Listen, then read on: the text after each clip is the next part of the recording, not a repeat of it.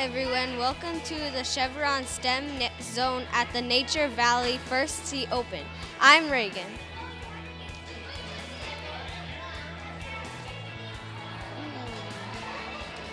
Tyler. Oh.